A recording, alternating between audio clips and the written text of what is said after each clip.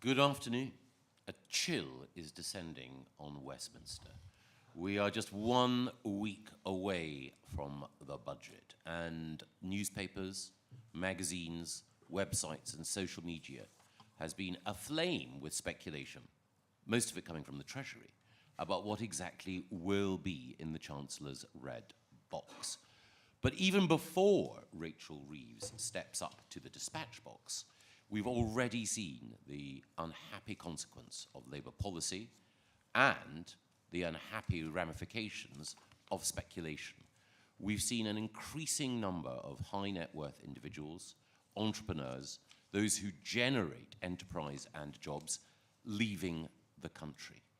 And Onward has been dedicated as the leading centre-right think tank in the United Kingdom to asking the question, how, instead of losing capital and diminishing our prospects for prosperity, can we increase and augment them instead?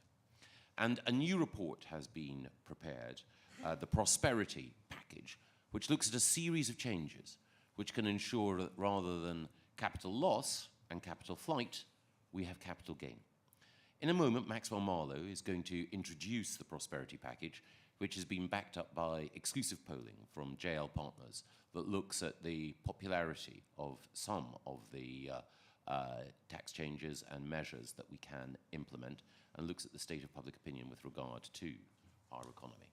After Maxwell has presented what's in the package, we'll hear from Annabel Denham, who is a senior commentator at the Daily Telegraph, Andrew Griffith, who is Shadow Secretary of State for Business and Trade, and himself a hugely successful businessman, and from Bassem Haider, an entrepreneur who has been behind the growth of a number of businesses and who has been directly affected by some of the changes that Rachel Reeves and others have brought in.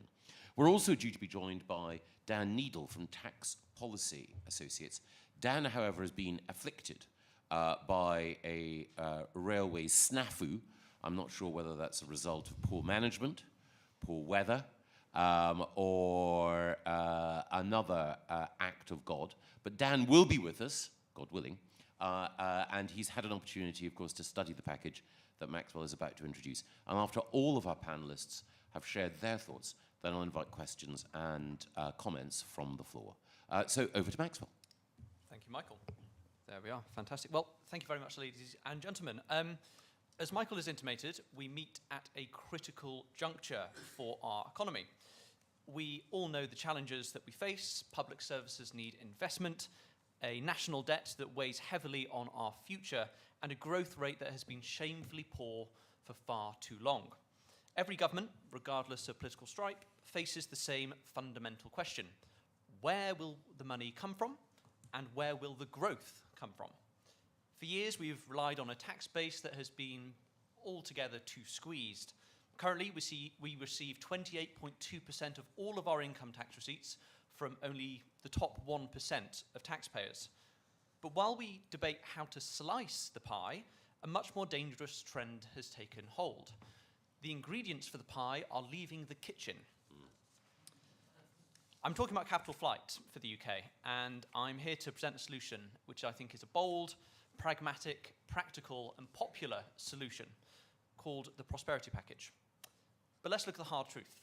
Britain once was a global magnet for capital, trade, and investment.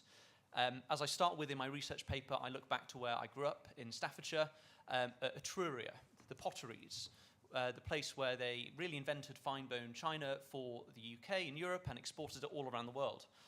And then it received massive amounts of capital investment. And that provided quite an easy historic transition to where we are now, because it was about the same time as the creation of the non-dom regime, which started during the Napoleonic War. But with the abolition of this tax-efficient regime and the rising uncertainty around wealth or exit taxes in the budget, we're seeing high net worth individuals and entrepreneurs start to leave the country, and they're voting with their feet. They're going to Italy. They're going to Portugal, to Dubai, to Switzerland, to the US, and most shamefully of all, to France, which is why we started the non-dom regime in the first place, of course. This regime was created to internalize Britain's global wealth, and now it is losing that global wealth to the rest of the world. But why does it matter? Why does this regime matter? Why do these entrepreneurs matter? It matters because when they leave, they don't just take their private jets and their Rolex watches and whatever else. They take their businesses. They take their investment capital. They deprive us of the jobs they create, the spending power that supports our wider economy, and of course their really lovely tax revenue. We're currently losing thousands of millionaires a year. Concerns over the figures from some quarters. Dan's not here yet, but he wrote a very good essay on why the new world wealth statistics aren't so good. But there's no dispute the nexus is going on. One HNWI services firm I spoke to had moved its entire office to Switzerland. Every single highly trained, highly paid, tax-paying lawyer had moved to Switzerland because every single one of their clients had moved to Switzerland as well. And indeed, I was talking to Basim in the green room earlier, and he's lost multiple residents from his apartment block. They've all gone as well. These are the people, as we're told by Rachel Reeves, that they have the broadest shoulders. But as Michael Simmons from The Spectator has said as well, they also have the longest legs. They're the first out. If they leave, that burden falls on ordinary working families. We cannot tax wealth that isn't here as much as HMRC is trying to do so. So we're in a global competition for capital. Italy has a flat tax, the UAE offers zero income tax, the US offers a dynamic, pro-investment business environment. We need a new and better offer. So this is where my prosperity package comes in. It is a proposal that replaces the old rickety non-dom system with a transparent, high-value contract between wealthy people and the state. And most importantly, it is a deal that benefits Britain first and foremost. So here's how it works. To qualify, an individual must do two things. In the first instance, they must commit a minimum upfront investment of £3 million into one of the strategic British sectors outlined in the IS8 industrial strategy. That's science, tech, green infrastructure, venture capital, etc. That doesn't mean buying a mansion in Mayfair. That means creating real jobs and real innovation in the economy. And secondly, they must pay an annual flat £300,000 fee every year for 15 years. But what do they get in return?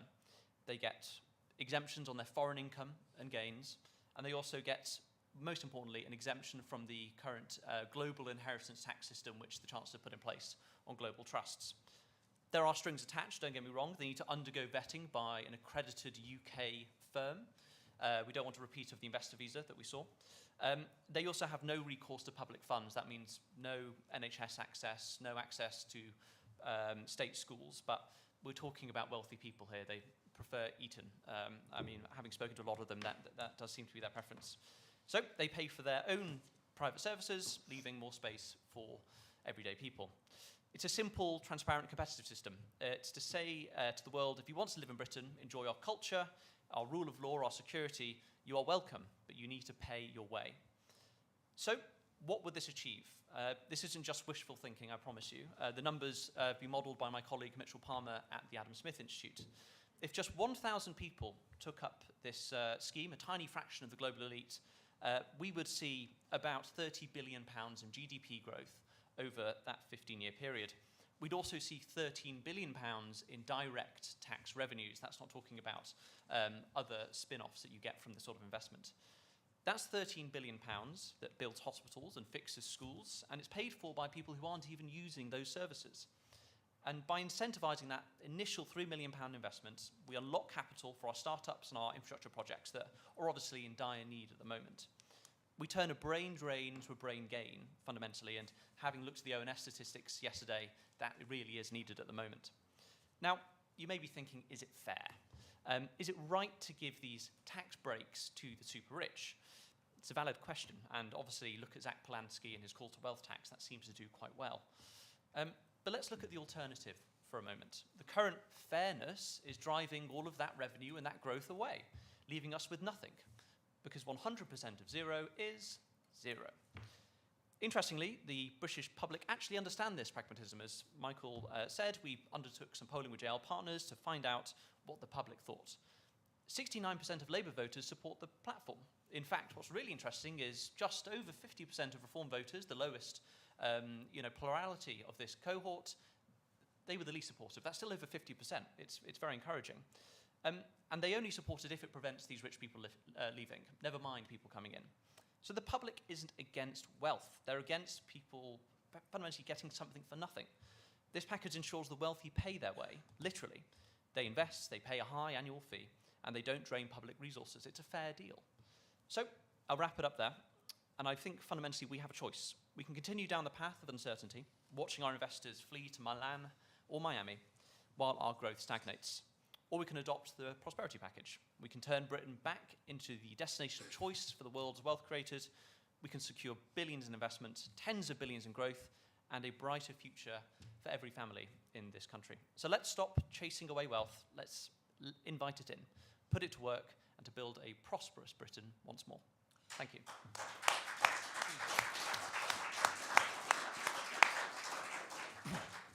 Thank you, Maxwell. Annabelle.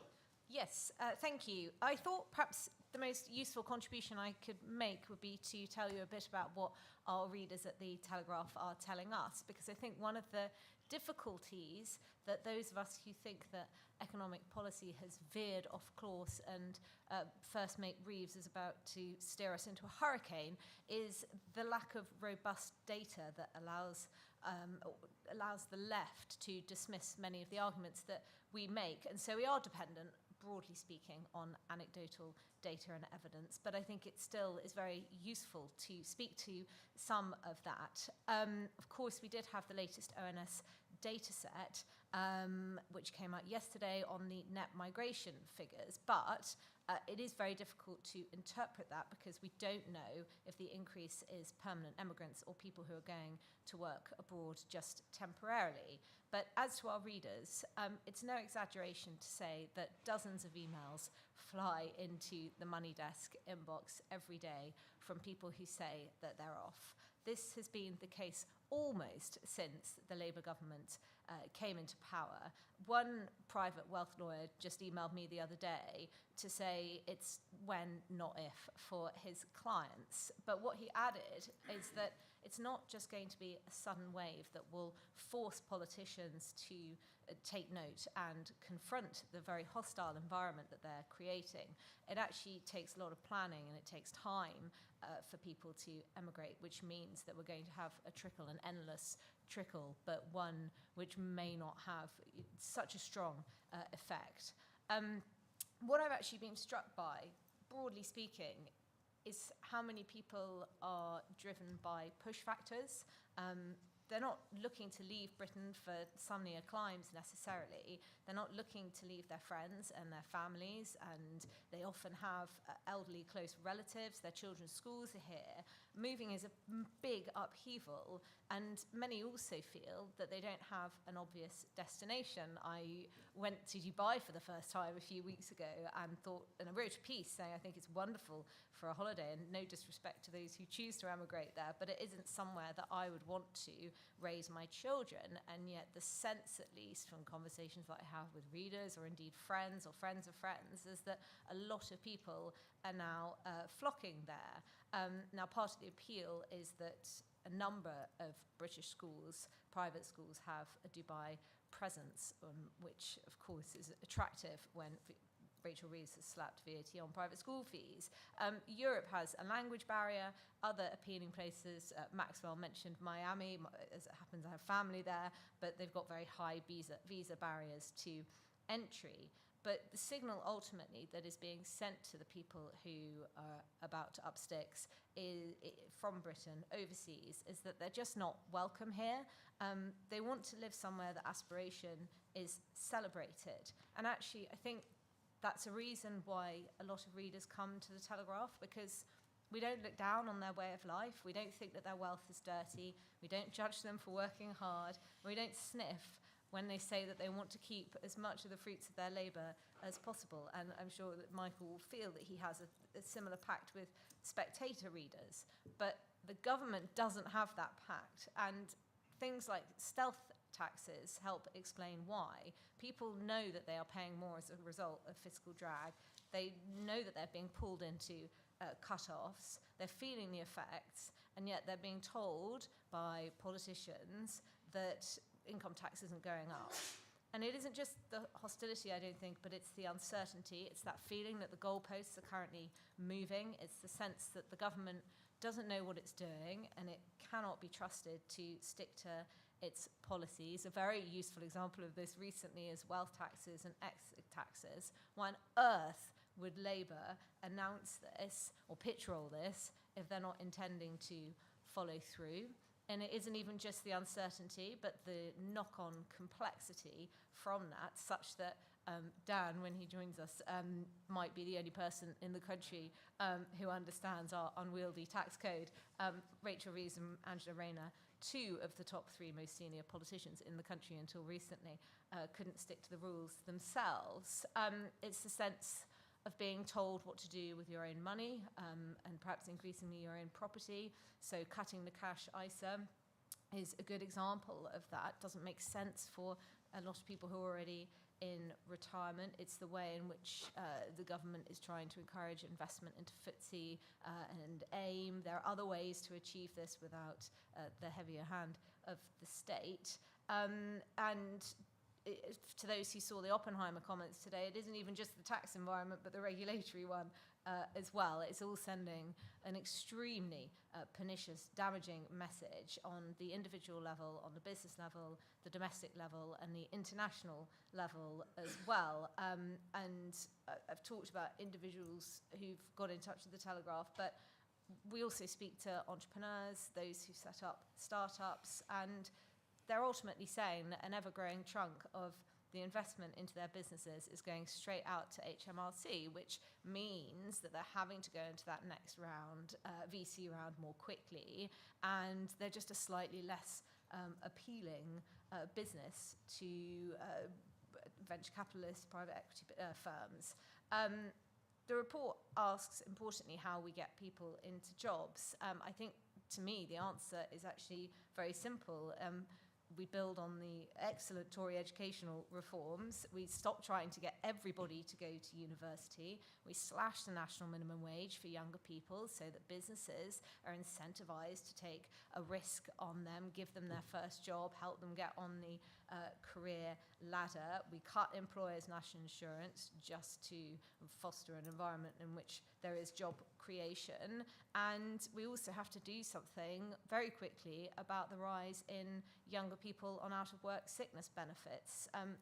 Undoubtedly, lockdown has seared psychological scars and made life very difficult for a lot of young people, but we have to ensure that we're not conflating the ups and downs of everyday life with psychological conditions which preclude work. Otherwise, we are in a vicious cycle where we are shutting off opportunities to young people.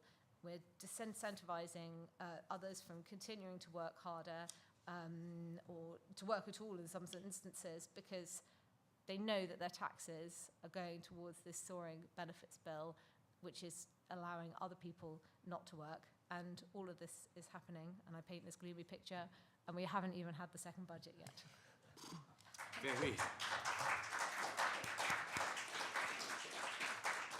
Very clear and powerful. Thank you, Annabelle. We'll turn now to Andrew and then to Basim afterwards. Andrew. Good afternoon, ladies and gentlemen. Thank you, Michael. Thank you, Onward, for this excellent contribution to one of the most important topics of our time. Now, look, this is a cosmopolitan audience today, so no doubt you will just have flown in from Merv in modern-day Turkmenistan. And in the 6th century BC, Merv was the capital of the world. Its citizens enjoyed the highest standard of living, the prosperity, the rich infrastructure of being a global capital where ideas met capital, a centre of world trade. Now, for those of you of a slightly younger vintage, in the 13th century, the Venetian Empire was exactly that melding pot. It was the centre of trade. It was where capital and the formation of their banking system started. And again, too, its citizens enjoyed an unparalleled existence, the longest lives, the healthiest lives, the greatest standard of prosperity. And look at the rich infrastructure that has lasted 7 centuries subsequently. Now, London, too, can be the United Kingdom, London, the wonderful global capital that we sit in today, too, can continue to be that centre of global capital where ideas, entrepreneurs, innovation all arrive in that melting pot. But that, my friend, is in great jeopardy All of the different data points that we see are flashing red. The exodus arguably is on the scale of the Irish potato famine, certainly in terms of the wealth that's leaving our country. Politicians, I mean, this government laughably talk about a growth emergency. They talk about their obsession with growth, about growth being their number one mission. And sadly, words are cheap, and all of their actions belie that. But that is the challenge of our time. And my critique, if you like, of the Westminster establishment, the postcode in which we sit, is the fundamental category error of failing to understand how the world has changed, failing to understand the new citizenry, the competitive cities, the emergence of rapidly industrializing, rapidly sophisticating nations. I don't know if anyone's been to Riyadh recently, but a nation is emerging, glittering from the sands. The UAE in our lifetime, for many of us, has emerged from being a small huddle on the creek of Dubai River. And the establishment here has completely failed to respond. Every time the Treasury does analysis, it convinces itself that people are going to stay, that they've got no reason to leave. It grossly underestimates the impact of people doing so. Britain has a polity that doesn't understand the choices that entrepreneurs, those people that create the wealth that's sustainable, that allows us to enjoy that level of prosperity and public services have, the choices that they enjoy. It's slightly hypocritical, but when I was a Treasury Minister, I would ask for a sub from my civil servants, diligent, I've never criticised civil servants, diligent as they are. And they would describe in microscopic detail every twist and turn of UK policy in that domain since the Second World War. But not once would they adjudicate what has happened elsewhere in even our Commonwealth brothers or sisters, let alone what's happening in some of the emerging economies or some of the more esoteric challenges that are out there to eat our lunch. And this was when I was responsible for the prosperity and the success of our largest single industry, financial and professional services. And not once would they really have recourse to the international, global, competitive domain. So we've got a real problem, and that is why it's so important that Maxwell has set out this brilliant plan. I very much hope that my party will adopt many of the elements of that to once more send a signal that we are open for business. The UK cannot survive at its current level of prosperity when we see taxpayers, the equivalent of small battalions in our army, leaving this country, taking their tax revenues with them. But nor can the supply chain. There's a number of different numbers that float around, but if you simply look, for example, at the number of high-value art export licenses, they have reached the highest rate under this government for as far back as I could find data. And that is just one very small aspect. People involved in philanthropy, in the education system, in the countryside sports, they will all give you their own anecdotes and stories about the supply chain of why the world's wealthy who have a choice, I'm afraid, sadly, turning their back on this country. So it is a real crisis. Politicians love the word crisis. They apply crisis to everything. But this is happening in real time.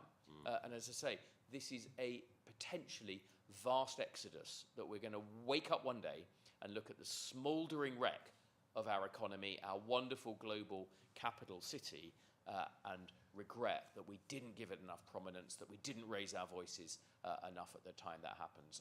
I don't, as your Business and Trade Shadow Secretary, responsible, amongst other things, for inward investment into our country, I don't want to leave any stone unturned, which is why I was very happy to come and support this very significant contribution to the debate today.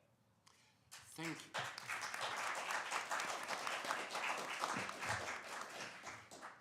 Revealing and powerful. Thank you very much, Andrew. Thank you.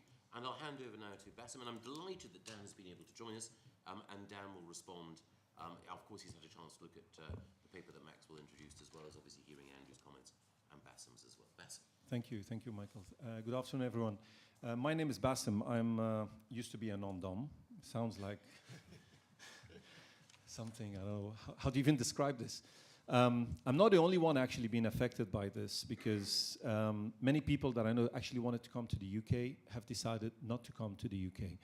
Now, in my opinion, I'm not against paying taxes or high taxes. This has never been the issue. And when I talk to my friends, and by the way, 29 non-DOMs that I've spoken to, they're happy to pay more taxes. This has never been the issue. There is a notion that we're against paying these taxes. Absolutely not. It's never the case. The biggest problem is the fairness of that tax that we pay. I'll give you a couple of examples. I built all my businesses abroad. I'm in 42 countries across the world. If a bus hits me when I leave here, my family is going to pay 40% inheritance tax on everything that I've built abroad, even though I have 5% of my businesses in the UK. That is the problem. This is one of the problems that we cannot reconcile. And introducing the inheritance tax globally is a major issue. Many of my friends, six, as Maxwell mentioned, 6 of them in the building left, but they didn't only leave. They took their families, they took their kids out of school, they sold their cars, they're selling their properties. The people they employed have been dismissed. So the negative effect we're feeling will come in the next 1 or 2 years. We're not going to feel it right now, but in the next 1 or 2 years, effectively, we're going to see this brain drain that we're seeing in this country. How can we reconcile being a wealthy country without wealthy people? This is what I still can't get my head around. This just doesn't make any sense to me. When the wealthy, 1% of the wealthy pays something like 28% of the taxes in the UK, and those 1% are very, very mobile and they can leave, where will the taxes come from? That means taxes for ordinary people or working people is going to go up. So this is a snowball that is actually constantly growing and expanding as we're going down the hill, and we're going down that hill very, very, very fast. Some of the things are in the prosperity package that I read, which are actually quite exciting and I would support. But we must never forget that for me to put 3 million, I also need to make, it needs to make business sense. All right? There's got to be the environment, because if I put 3 million, am I going to be taxed 45% on that 3 million, for example? Or what does it actually mean, me putting 3 million? How is that 3 million going to be spent? Is it just to get the residency? Is it a trump card where you pay 5 million, you never have to worry? So I think there's some detail and some work needs to go inside that, Maxwell. I'm happy to also sit down and discuss some of the things that some of my friends who were former non-DOMs have actually reviewed. So we always speak about countries where people move to, but I just want to speak about a very specific country that no one ever speaks about, Sweden. Sweden has one of the highest taxes in the world. Massive taxes, up to 65%. But you never hear anyone complaining in Sweden about paying those high taxes. Why? Because they've invested in infrastructure, they've invested in security, they've invested in healthcare, they've invested in education, and therefore people are happy. Why? Because taxes are being seen as an investment in the future. Here, taxes are not being seen as an investment in the future. Taxes are being seen as a penalty to drive the wealthy and to drive the entrepreneurs out of the country. And this is something that I think we really need to tackle, because this is a very, very serious problem. If it's not tackled very soon, I mean, I know we speak about Dubai and so on, but you can't compare Dubai, I'm sorry, to the UK. You can't compare any country, actually, to the UK. And the biggest problem is once people settle there, it becomes their home, and they'll never think about coming back. Even the US, you mentioned, Annabelle, about, I looked into it, an L1 visa with $900,000 investment shields someone like me for 5 years from global tax. So even the US, which is known to be very severe on tax, even has a better system than we currently have here in the UK. Just to close, I just hope we can have clarity, eliminate the uncertainty, which is one of the biggest issues also. Knowing you're going to pay high taxes, but not knowing what the next budget is going to call for is a major problem. And this is why people, and myself, I had to list my business in South Africa, 1.5 billion of a capital that would have flown into the UK that didn't flow simply because my shareholders and a lot of the investors said, we don't know what the future holds in the UK, and therefore everything we need to do actually is to make sure we make Britain investable again. Thank you.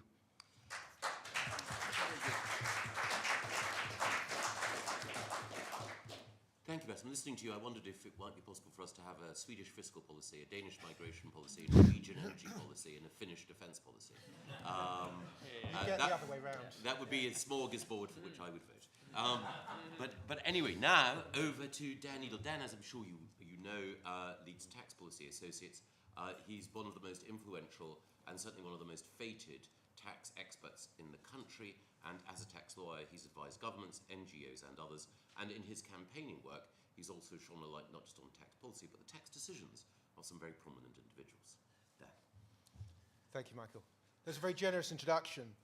I don't feel influential. I kind of feel ignored on the tax policy side. In fact, a couple of weeks ago, I sat down, in fact, a couple of months ago, sat down with Maxwell, people from think tanks, from the Resolution Foundation, from the left, Adams Institute and others on the right, everybody agreeing on the key tax policy drivers. Some of us would prefer Dubai, some would prefer Sweden, but no matter which way you go, there are certain rational steps a tax policy could take, and we're not taking them.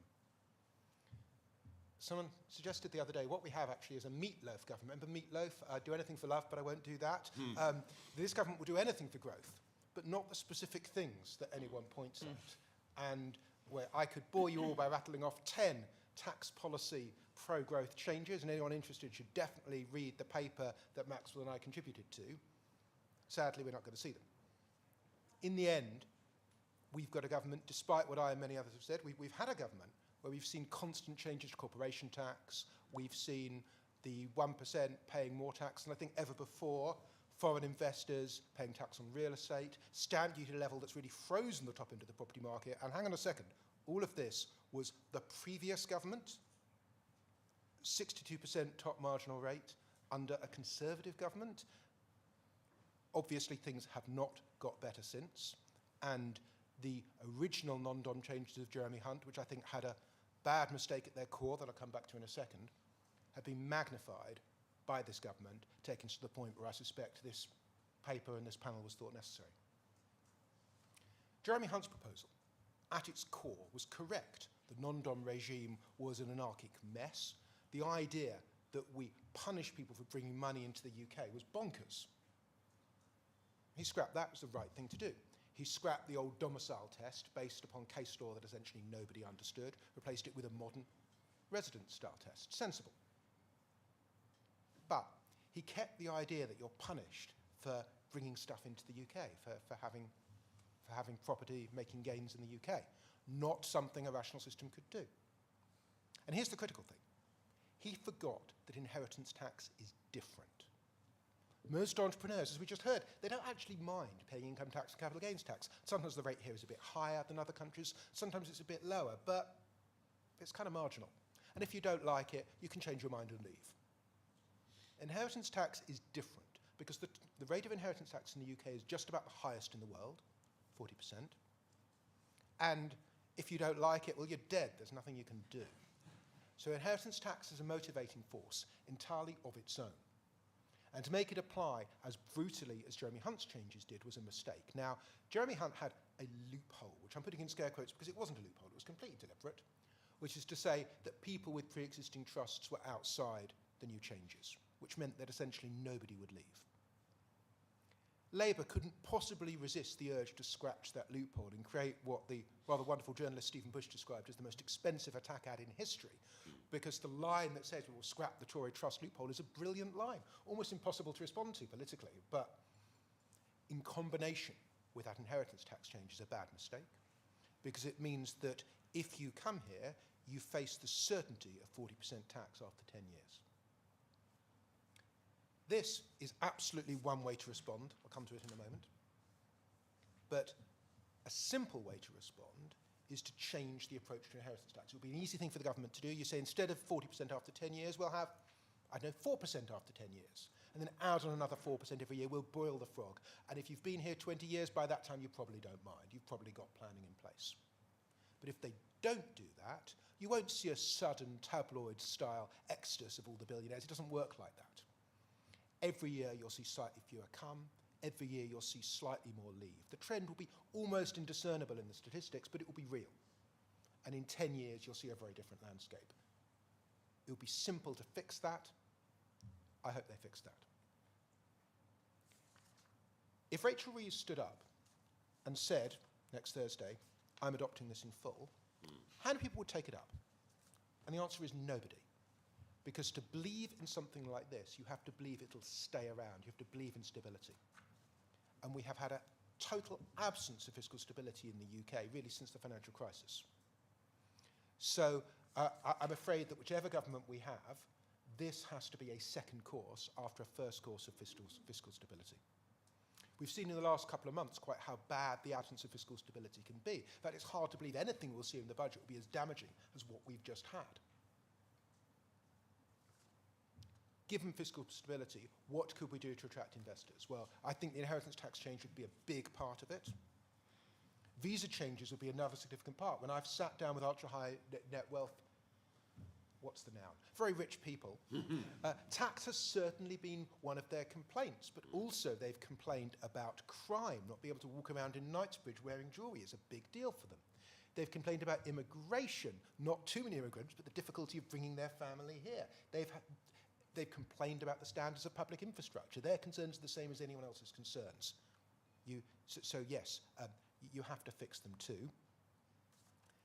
A visa, sensible visa rules for investors, absolutely something this country should be doing.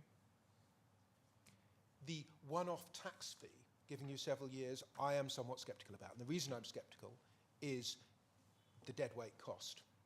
That for everyone who comes, or for every 100 people who come attracted by this, there'll be some number who would have come anyway. And you are losing the tax from them, you're gaining the tax from that 100. How does that net out? I'm not sure. But either way, 1,000 people, if this did what it says on the tin and attracted 1,000 people, doesn't move the needle very much. I think we need to be more ambitious, and that doesn't require anything very complicated. It requires as its base stability. It requires a recognition that tax always has a cost, and you always have to take the incentives and the trade-offs into account. And it means that whilst we do need to take more tax from the very wealthy, we have to recognise that the economies that have been successful and had expansive public services like Scandinavia do that by taxing most people more. And in the end, it's not going to be stable for the UK to continue down its recent path of public services getting worse and worse each year, taxes getting higher and higher each year, and pensions in the NHS being protected. We're going to have to choose. And we could go somewhat in the direction of Sweden. Higher taxes, better public services. I think that would be coherent. We could go in the other direction. We could cut taxes, cut public services. Again, I think that would be coherent. What we can't do is keep going as we are. Which is all a rather long and rambling response to this, but I think this deserves more than a yes and no. I think this deserves looking at what exactly it is that the UK has done wrong, because what it's done wrong in the area of non-doms is really what it's done wrong across tax policy generally. Blaming that entirely on Rachel Reeves would clearly be deeply unfair and inaccurate, but if she doesn't take the opportunity to make it better, then it's very fair to blame her. I hope we don't end up doing that. Dan, thank you.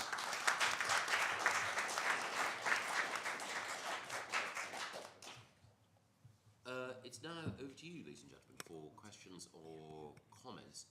Please do keep them relatively brief, and also it's helpful if you introduce yourself, and if there's any allegiance that you wish to proclaim to any organisation, please do so. I didn't apologise for being late, by the way. I'm so sorry for being late. No, Dan, you don't need to apologise for being late. Heidi Alexander should apologise. I'm strongly in favour of a £1 billion tax on railway companies. How's that? Thank you. Yes, sir.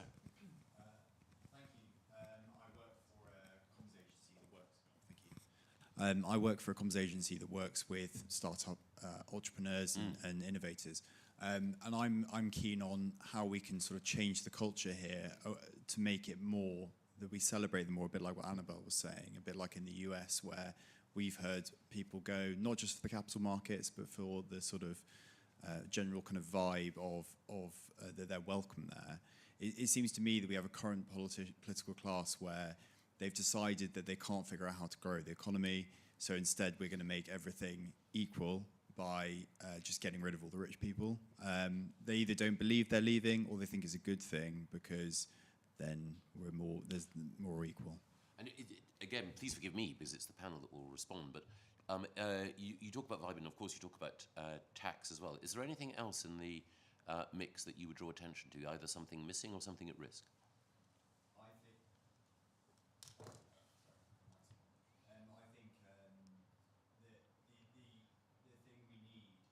To encourage people, Mike's gone back on, encourage people who are starting to think about starting a business. You know, perhaps they work at university, they're working on a great research project, they want to do a spin out. You know, tax might not be the first thing they think of when they think of that idea. Maybe they want to bring this great idea to more people. But nonetheless, where they decide to start that new idea and where they look for investment, you know, Andrew spoke about bringing more investment into this country, will be very reliant on the overall sort of political environment. Thank you. I think I might ask Maxwell and Andrew to come back on that, and then if any other members of the panel strongly want to, of course, and then I'll ask members of the panel, as questions are asked, just to raise a little finger if they're very keen to respond as well. But Maxwell. Sure. Yeah, so 2 parts to your question there, really. So culture towards wealth in this country. I think it started to go wrong when Harry and Paul created loads of money under Thatcher, and then it kind of declined massively from there. And if you look at the data, you know, income inequality, not just in the UK, but also around the world, is falling, and it has been for some time. Whereas obviously the wealth aspect is, I'd say, more to do with interest rates since about 2008, and then QE, which created massive amounts of inflation and created a big class of haves and a much larger class of have-nots. I think people have seen that very much in their day-to-day lives. So it's a little bit more outside of what I do with fiscal policy, whatever else, but it's a huge issue. Friend of mine and one of our senior fellows at the Adam Smith Institute, a guy called Tyler Goodspeed, who was Trump 1's president of Economic Advisors. And he had some fascinating data from when they had what the Americans call stimmy checks, the stimulus checks over the pandemic, and compared to some of the handouts the UK government had. They didn't release the data, but he told me some interesting anecdotes, which is that he said about 1/3 of people who received stimulus checks in the US invested it on the stock market. Now, I don't think that happened much in the UK. It kind of went down paying credit card bills and mortgages, whatever else. But I think there is a fundamentally American culture towards entrepreneurialism and trying to make things work, the American dream, whatever else, that just hasn't existed in the UK for a while. I think it's a wider conversation that needs to have amongst society, and I don't think it's one that can be instructed from Whitehall, certainly given our current crop of politicians. When it comes to spin-offs at universities, the UK is remarkably poor at this. It's really, really bad. It's mainly to do with, the infrastructure around a lot of universities and trying to spin off, but also the governance of universities and how spin-offs are governed. Universities in the UK want to have a larger say over how companies created in the labs, the science labs and dorm rooms of their faculties are, how that governance takes place. Compare that to Silicon Valley in the US. There's a reason why Apple, Nvidia, Intel, whatever, are all based in, around Caltech and those great, East Coast universities. It's because they created an environment where spin-offs are encouraged, whereas in the UK it just does feel like it's much more difficult. So it's definitely an area I hope the Conservatives and maybe Reform are looking at, but I don't really trust this government to do so. Yeah, look, we need a culture war in favour of wealth creators. I think there is a big piece about the culture, and you can fix all the rule books, you can convince yourself you've done all the mechanical plumbing, but if you don't have a wealth-loving culture, you've got a big problem. And we are equivocal, right? We, in the UK, are highly equivocal about wealth creators. We need to fall back in love with them. If you look at the sedition of the BBC, people often talk about, other biases, but you'll only have a successful business person on the BBC if they are accused of exploiting their workers, they've sold a dangerous product, or they've made too much profit. The honours system has rotated firmly away from wealth creators. There's no shortage of lavish honours for time-serving civil servants, absolutely pouring with rain on them, but woe betide a senior businessman or woman, they're absolutely in a drought desert, which is a reflection of society. Everyone's got their own favourite moment as to when this started. I suspect it's quite deep-seated. Mine is 2008. From 2008, I think the bailout of the financial sector did quite a lot about making people eschew supporting wealth creators. They lost that, and we lost something as a result. And you all have heard this before, but the famous, which I think is a revealing truth, is that the US innovates, the EU regulates, and the UK prevaricates. I would just add one point, if I may, which is we've obviously put a line in the sand there with 2008. What we haven't had since then really is any growth. And I think when you are a society where the economy is stagnating, you very quickly descend into everybody trying to tear everybody else down because there's an awareness that the pie isn't going to get any bigger. You have an entire generation of people now who have gone into work and haven't really seen their living standards materially improve. And now we have this terrible combination of stagnation and a government who is sending out a message which I'm afraid to say is very alluring to a lot of these people, which is, let's seize wealth from the rich. Rich has now become a dirty word in this country because it's only really been acquired by exploiting the deserving poor, and then we can redistribute it and in so doing somehow get both growth and narrow inequality. And I'm afraid to say that simply isn't going to happen.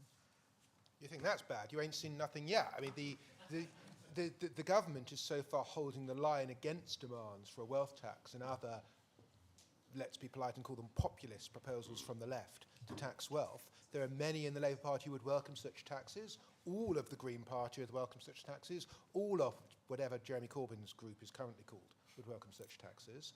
And we're going to see those populist demands. We also, I suspect, will see reform becoming somewhat populist on tax as well. It comes down to exactly as Annabelle was saying, to a lack of growth. And in particular, I think, it comes down to what's happened with property prices becoming essentially unaffordable for even quite wealthy young people in London. And until we really fix that, tax, stamp duty is part, other land taxes are part, but planning is by far and away the biggest issue. Until we fix that, we're going to have a very dangerous, disaffected group of young people, not poor young people by any means, people completely unable to get on the property ladder. And we will see populist politics, which includes tax measures, which make the situation worse. I hope whoever next speaks will be more upbeat than I'm being. Let us go to the audience, and I'll take three, and I will take the gentleman in the second row, and then the gentleman and the lady in the front row. Thank you. Thank you for being here and for sharing your insights and knowledge with us. I'm Lev, founder and CTO of MetaMinds, working with startups and enterprises across the country. My question is to the whole panel, but to Bassem in particular. So one of your earliest ventures was in telecoms in Nigeria. Would you say that the UK has the right ecosystem, incentives, regime for small businesses, young entrepreneurs to get into infrastructure, especially in the age of AI, data centers, things like that? Thank you. No. And then, What would you change? What would you change, if I may ask? Look, I think the main issue here, first of all, if I would like to address this point, is entrepreneurship in the UK is not very encouraged. I mean, I spent quite some time in the US, and I see how people are very fired up, want to build something, want to do something, and so on. And that comes down to some very simple things. If they're dealt with, I think we can bypass those barriers. One of them is policy actually drives culture. So when you have governments that are constantly saying, the rich are bad, being an entrepreneur is bad, you're not contributing to society, etc., if you're a 15-year-old, that resonates in your mind, and all of a sudden you start thinking, this is a bad thing, I don't want to go down that route.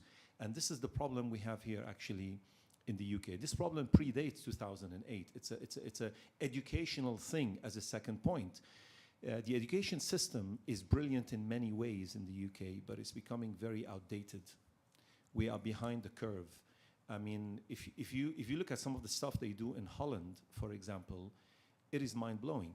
They can see a child that is about to become an entrepreneur, and they can see the scientist, and they can see the philosopher. And each one of them is put in a different group. And actually, that talent is actually enhanced with special education that allows these people to become entrepreneurs. And I come back to the Sweden example. That's why you have brilliant companies coming out of Sweden, a country with what, 20-30% of the population of the UK. I mean, statistically, we should have 10 times bigger and better companies than him. So there is a cultural thing that I think needs to be dealt with, starting with government, because they're the ones that have obviously the loudest voice. The two gentlemen and lady in the front row, and then I'll invite others to come in. All right, so Sorry. this is again, I'm Harry Eggleton. This is a question from Bassem mainly. I used to live in Africa, in Togo, in West Africa, and even less developed countries now, you're kind of seeing a really pro-business idea emerging in governments.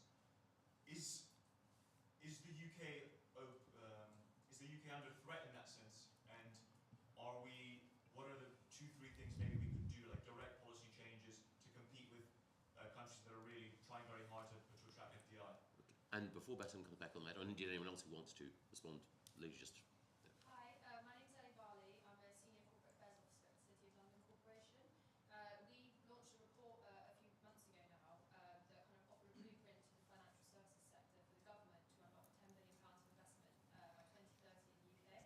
And off the back of that report, we launched the Office for Investment Financial Services, lovely title by FS, which is a concierge-style service kind of based off the models that we see in Singapore to help streamline investment and businesses and help them kind of navigate the regulatory landscape that we have in the UK. So I guess my question for the whole panel is, what more can be done to ensure that that service is a success? And I was going to ask the business secretary this question, but what maybe the panel, Devin said, could answer it. What more could the opposition do to work with the city to see that service a success and the businesses and the FPS sector in the city thrive? Great. I know the first question was specific to Bassem. I'll go to Bassem and then invite the other members of the panel. I don't know if you read about me a little bit. One of the biggest drivers I had is I had no welfare system to rely on. That was my biggest driver. So if we keep putting into people's minds that you have welfare and everything is going to be taken care of and so on, then basically I don't need to work. Secondly, taxes get to a level whereby there's no motivation to actually work, because the more you work, the more you pay taxes, the less you earn. Do you know, in the UK, there's like 39 taxes, the last count I checked, meaning you work 3 days for the government and 2 days for yourself. What's the motivation? Why will you get out of bed every day when 3 days, 60% of your week has to go towards paying, taxes and money that is not spent wisely? I wish we had the best healthcare system and infrastructure and security and so on. So one of the things is, I think it starts with the education at the very bottom of the pyramid. That's where we really need to start changing the system, looking into that. 2, the institutions that encourage entrepreneurship. I don't see things like where we take students abroad to go visit companies like, NVIDIA or companies like this, inspiring them, show them this is what you can actually be, because they can be. Why can't they be? We don't do these things. We just encourage them. Oh, you got to be, very nice. You got to speak politely. You got to. These things are outdated. I mean, let's be realistic. In a world where population growth is exploding, it's going to become more and more competitive. And the most important thing, in the next 5 years, you're going to have 2 billion people out of work because of AI. What are you going to do with these people? I mean, how do we address this tsunami of a problem that is coming our way? How do we deal with this? No one is looking at this. I don't see the government here speaking about this. They're speaking about, potentially we're going to grow and we're going to spend more money, and by spending more money, somehow we're going to find, growth. That's never going to happen, ever. Actually, I'll address Ellie's point, really. The concierge service, I think, is a very good idea. It's what's expected for most high net worth individuals and investors for serious economies. I know Dubai has one. I know Saudi Arabia also has one. So it's a very important thing, and I just don't trust the British government to get it right. I remember seeing, I think it was an Invest in UK banner in front of an embassy, which had a number of typos on it, which was not good. And also, if you fly into Heathrow, all of the kind of welcome to Heathrow banners are of people who've already retired or don't hold that position anymore. They're very old. So I think that'd be a good thing to have. You know, in my libertarian fantasy land, you know, I don't think you should need a concierge service. Your country should just work enough. But yeah, if wishes were horses, beggars would be riders in that sense. In terms of working with the city, I'm actually going to defer to Lord Gove because he's a member of the Conservative Party and can speak to that, I think, a bit more in terms of the Tories or Reform working with our financial services. I'll come back to that, but I'll allow Annabelle and Dan to act as my human shields while I think of an answer. I've got a couple of suggestions that parties could adopt to boost financial services. We have two elements of our tax system which are uniquely bad and push businesses away. First one is well known, stamp duty. There is no developed market of any size that has stamp duty close to the UK rate. France doesn't, Germany doesn't, the US essentially has nothing. So how are we surprised that startups choose not to list in London? Okay, 0.5% doesn't seem like much, but the impact on the cost of capital is more like somewhere between 5 and 10%, depending on how you calculate it. That is significant. Stamp duty doesn't bring in very much money, a few billion a year. The CPS calculated abolishing it could actually be tax neutral. I don't know if that's quite right, maybe it's a bit optimistic, but the numbers are small and the benefit is large, so we should abolish stamp duty.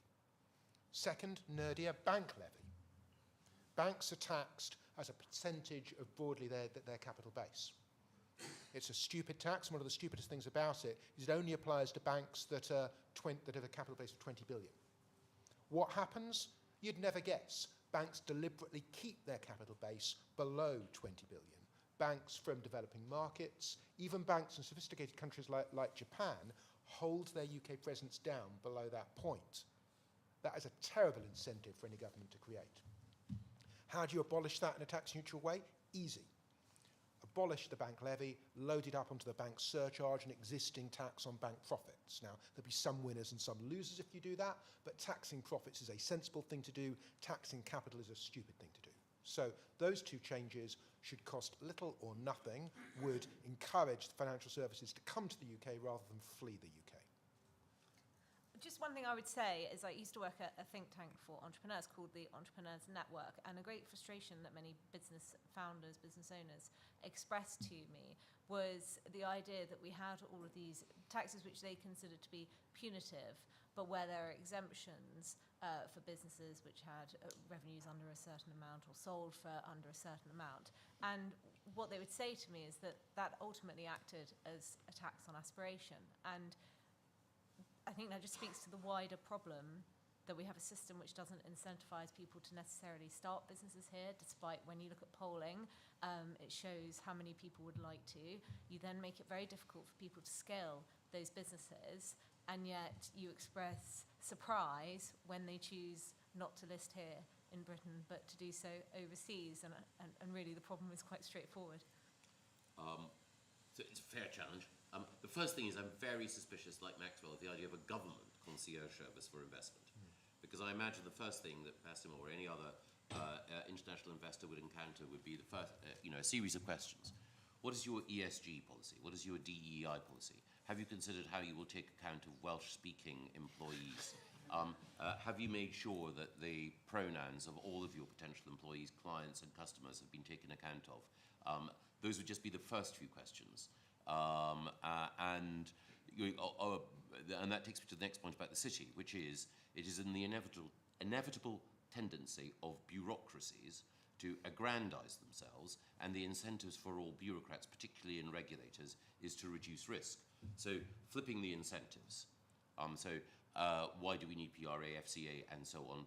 Why don't we have a simpler regulatory landscape? And within that, how do we incentivize regulators to have a higher risk tolerance, perhaps by linking their remuneration to other factors other than just the avoidance of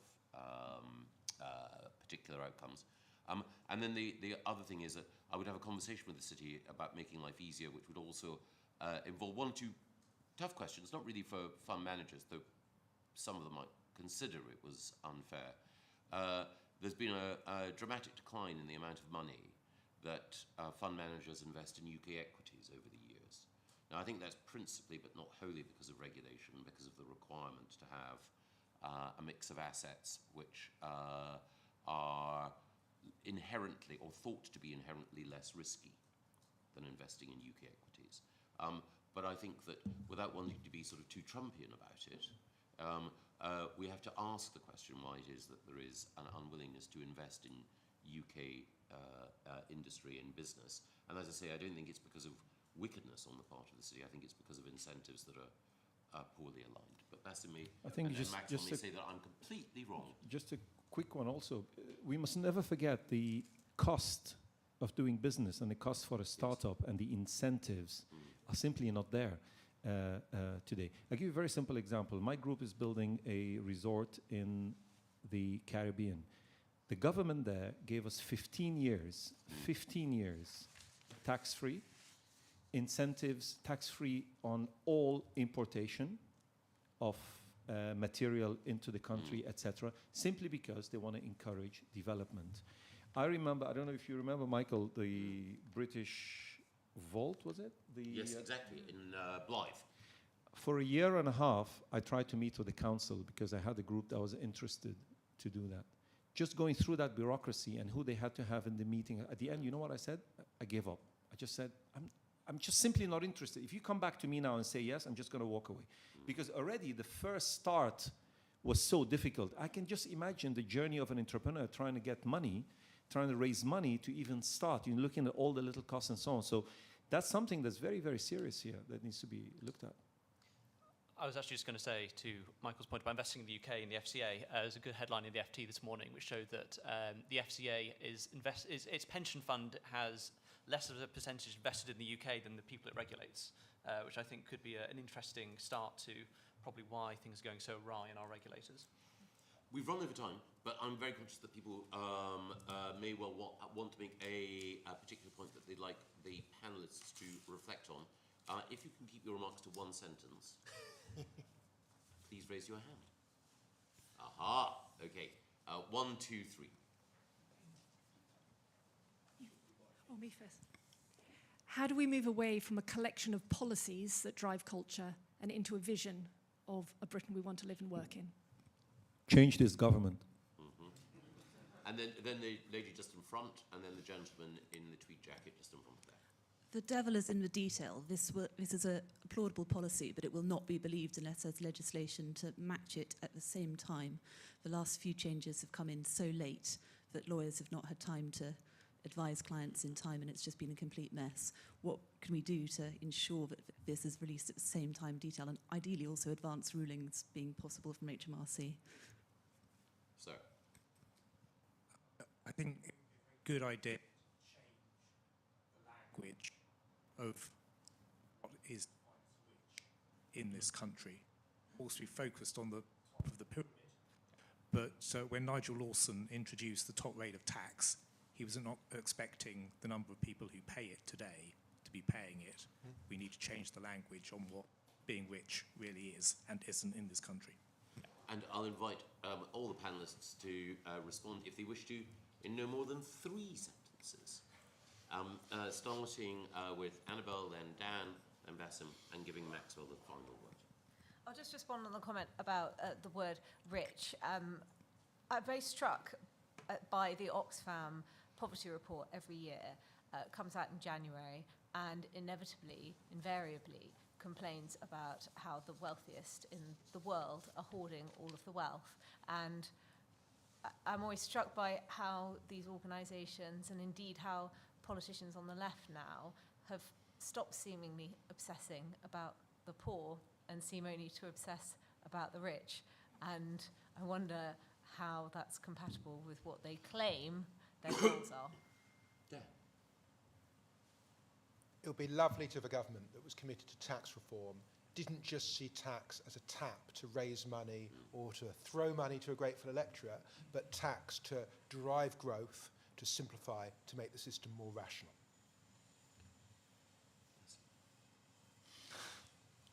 I have so much to say, actually, that I'm just trying to limit it to a little bit.